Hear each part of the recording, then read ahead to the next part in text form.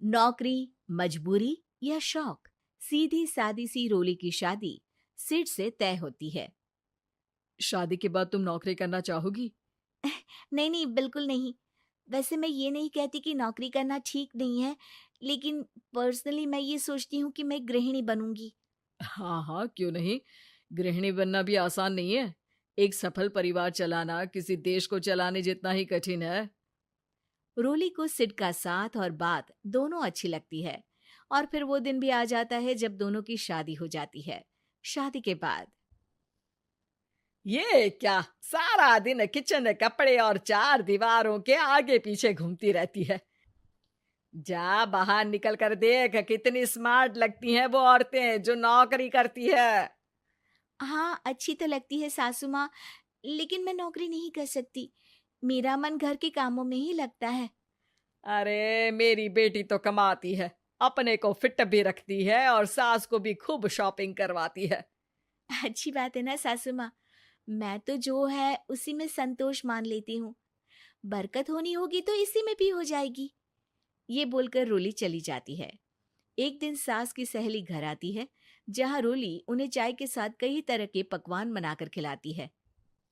अरे वाह, तेरी बहू तो बहुत गुणी है। कितना सब बनाकर ले आई। मेरी वाली तो ऑफिस से आकर 2 रोटी ही सेक दे तो समझो एहसान कर दिया। अरे ऐसा ना बोल।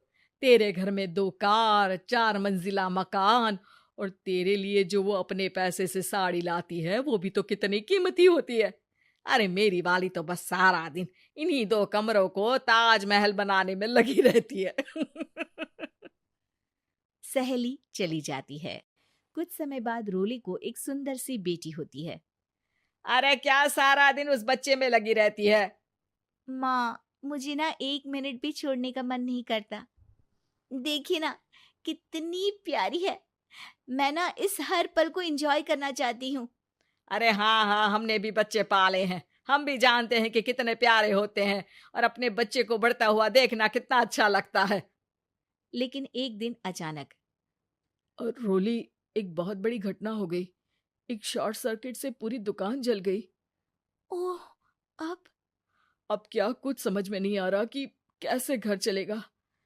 घर की पूरी गाड़ी पटरी पर लाने के लिए कई साल लग जाएंगे, और वापस पहले जैसे होने में भी बहुत टाइम लग जाएगा। रोली, रोली कुछ सोचती है, फिर अपने 3 महीने के बच्चे को देखती है और कहती है, आप कहें तो मैं नौकरी शुरू कर दूं? माँ मुन्नी को देख लेगी, फिर शाम को तो मैं घर आ ही जाऊंगी। सिड कुछ कहता उससे पहले ही उसकी सास वहां आ जाती है। अरे हाँ हाँ, अब भी तुझे नौकरी करने के लिए पूछना होगा। अरे घर पर इतनी बड़ी विपदा आ गई है, तू है कि बच्चे का मुंह देख रही है। अरे क्या मुझ पर भरोसा नहीं है? अरे नहीं नहीं माँ जी, ऐसा क्यों बोल रही हैं आप? फिर क्या था, सिड से पूछकर 3 महीने की बच्ची को रोली सास के पास छोड़कर चली जाती है। शाम को ऑफिस से आने पर अरे सारा दिन इसने तो चैन नहीं लेने दिया, बस गोदी में ले लेकर घूमती रही। हाथ दर्द हो रहा है। बहू को बहुत गिल्ट फील होता है, लेकिन जब वो घर के हालत देखती है तो चुप रह जाती है। ऑफिस में सहेली कहती है, अरे रोली, तेरी तो बच्ची छोटी है ना, कैसे मैनेज करती है? कैसे मतलब? घर पर रहती है वो अपनी दादी के साथ। ओ यार, कितनी अच्छी है तेरी सास। मेरी सास को जब पता चला कि मैं नौकरी ज्वाइन करने की सोच रही हूँ, वो तो सीधे अमेरिका चली गई मेरी ननद के पास। अच्छा, फिर तू कैसे मैनेज करती है? अरे मैंने तो फुल टाइम मेड रख ली है। ओहो, वो तो बड़ी महंगी होगी ना? हाँ यार, लेकिन कमाई भी तो हो रही है ना। यार, मैं तो कभी अपना बच्चा इनके मम्मी पापा के पास ना छोड़ू। प्यार दुलार में खराब कर देते हैं ये दादा दादी बच्चे को। नहीं नहीं, मुझे अपनी सास पर पूरा विश्वास है। जो मेरे पति को इतनी अच्छी शिक्षा के साथ बड़ा कर सकती हैं, वो मेरी बच्ची को कभी नहीं बिगाड़ेगी। खैर, रोली की इस सोच से उलट पड़ोसियों के बीच हाथ में बच्ची पकड़े रोली की सास कहती है, अरे क्या बताऊं, सारा दिन बहू बाहर रहती है। पहले अपने बच्चे पालो, फिर बच्चों के बच्चे। अरे अपना जीवन तो कुछ रहा ही नहीं। अरे नहाने भी जाती हूं ना तो इसे साथ रखती हूँ, कल को कहीं गिर गई या चोट लग गई तो बहू तो हमारी खाल उखाड़ लेगी ना।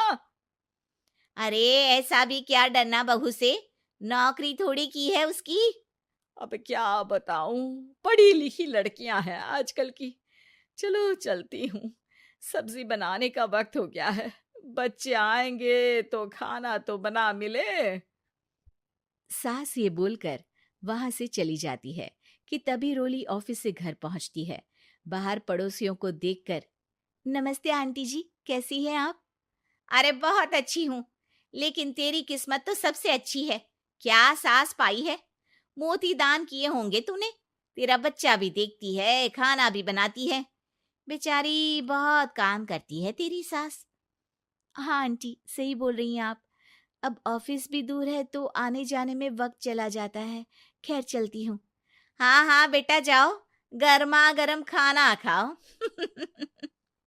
रोली घर आती है, जहां सास एक बार फिर छोटी सी मुन्नी की शरारतें गिनाने में लग जाती है। अरे आज तो इसकी वजह से मुझे 2 बार कपड़े बदलने पड़े। बार बार पानी गिरा दे रही थी। दोपहर में थोड़ा सोचा कि आराम कर लूं तो दूध के लिए रोने लगी। हाय, मैं तो परेशान ही हो गई। रोली को सास की बात अब कुछ अजीब लगती है, पर वो जल्दी से कपड़े बदलकर किचन में जाकर रोटियां बनाने लगती है। सारा महीना काम करने के बाद रोली को सैलरी मिलती है। वो पैसे लेकर सीधे सास के पास जाती है। माँ जी, ये मेरी सैलरी। आपने हर कदम में इस घर का साथ दिया। मैं नौकरी करने के पक्ष में नहीं थी। मैं तो अपने बच्चे को बढ़ता देखना चाहती थी। मैं थोड़े में भी खुशी थी। कभी मैंने आपको किचन में पैर नहीं रखने दिया था। घर की मुसीबत नहीं आती तो मैं कभी इन जिम्मेदारियों को आप पर पड़ने नहीं देती। अब सास समझ चुकी थी कि उसकी गलती कहाँ है। हाथ में पैसे देकर कहती है, मैं पढ़ी लिखी नहीं थी तो पति ने भी कभी पैसे हाथ में नहीं रखे। बेटे ने भी गल्ला संभाला, लेकिन तूने मुझे समझा। ये मेरा सम्मान है कि एक बहू होकर तूने पूरी सैलरी मेरे हाथ में रखी बेटा।